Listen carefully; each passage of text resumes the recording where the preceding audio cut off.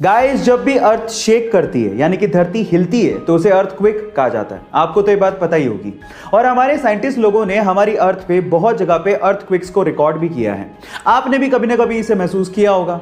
लेकिन सवाल ये है कि अगर हमारी अर्थ प्लेनेट को छोड़ दें तो इसके अलावा अगर किसी और प्लेनेट पे ऐसे ही वाइब्रेशंस महसूस किए जाएं तो क्या उसे भी अर्थक्वेक ही कहेंगे? नहीं। आपकी जानकारी के लिए मैं आपको बता दूं कि नासा ने पहली बार, इतिहास में पहली बार 6 अप्रैल 2019 को ऐसे ही वाइब्रेशंस मार्स के सरफेस पे रिकॉर्ड किए थे, जिसे मार्स क्विक का नाम दिया गया था। है ना अमेजिंग फैक्ट? क्या आप इसके पहले तक फैक्ट आपसे सवाल पूछूं कि हमारे सोलर सिस्टम का यानी कि हमारे सौर मंडल का सबसे हॉटेस्ट प्लैनेट कौन सा है, तो आप लोग क्या जवाब देंगे? मे बी आप में से बहुत सारे लोग बोलेंगे कि सन के पास जो प्लैनेट होगा वही सबसे हॉटेस्ट होगा, यानी कि ज्यादातर लोग मर्क्यूरी यानी कि बुध ग्रह का नाम लेते हैं। लेकिन यह आंसर बिल्कुल गलत है। मैं आपकी जानकारी के लिए आपको बता दूं कि हमारे सोलर सिस्टम का सबसे हॉटेस्ट प्लैनेट मर्क्यूरी नहीं है बल्कि वीनस यानी कि शुक्र ग्रह है। आपकी जानकारी के लिए एक और चीज बता दूं कि बुध ग्रह का यानी कि मर्क्यूरी का maximum temperature 450 degree Celsius record किया गया है, जबकि वीनस का 470 डिग्री सेल्सियस रिकॉर्ड किया गया है। और वहां पर टेंपरेचर इसीलिए ज्यादा है क्योंकि वहां पर ग्रीन हाउस गैसेस यानी CO2 की मात्रा बहुत ज्यादा है। इसी वजह से वो हॉटेस्ट प्लैनेट के पास तो एक ही चांद यानी कि मून है, ये तो आपको पता है। लेकिन अगर मैं आपसे सवाल पूछूं कि ऐसा कौन सा प्लैनेट है जिसके पास सबसे ज्यादा चांद है यानी कि मून है, तो आप क्या कहेंगे? शायद आप लोग जुपिटर का नाम लें, जिसके पास अभी तक 79 मून डिस्कवर हुए हैं।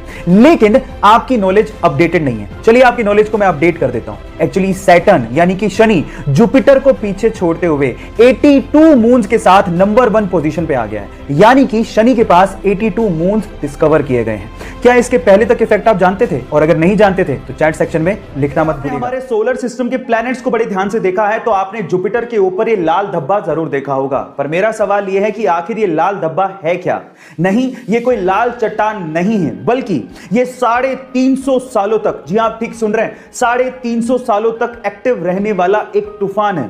और इस तूफान का साइज इतना बड़ा है कि इसमें हमारी धरती तक पूरी की पूरी समा सकती है। गाइस, ये ह्यूमंस की जानकारी के हिसाब से अब तक का सबसे लंबा एक्टिव रहने वाला तूफान है। अर्थ पर 1994 में हैरिकेन जोन्स नामक एक तूफान आया था, जो कि मात्र 31 दिनों तक ही एक्टिव था, जबकि यह तूफान 350 सालों से जुपिटर के ऊपर एक्टिव है। गाइस, आपको ये फैक्ट जान के कैसा लगा? चैट सेक्शन में जरूर लिखेगा। और ऐसे अमेजिंग वीडियोस के लिए YouTube पे हमारे चैनल को सब्सक्राइब। प्लैनेट के पास तो एक ही चांद यानी कि मून है, ये तो आपको पता है। लेकिन अगर मैं आपसे सवाल पूछूं कि ऐसा कौन सा प्लैनेट है जिसके पास सबसे ज्यादा चांद है यानी कि मून है, तो आप क्या कहेंगे? शायद आप लोग जुपिटर का नाम लें, जिसके पास अभी तक 79 मून डिस्कवर हुए हैं। लेकिन आपकी नॉलेज अपडेटेड नहीं है। चलिए आपकी नॉलेज को मैं अपडेट कर देता हूं। एक्चुअली सैटर्न यानी कि शनि जुपिटर को पीछे छोड़ते हुए 82 मून्स के साथ नंबर 1 पोजीशन पे आ गया है, यानी कि शनि के पास 82 मून्स डिस्कवर किए गए हैं। क्या इसके पहले तक इफेक्ट आप जानते थे? और अगर नहीं जानते थे तो चैट सेक्शन में लिखना मत भूलिएगा।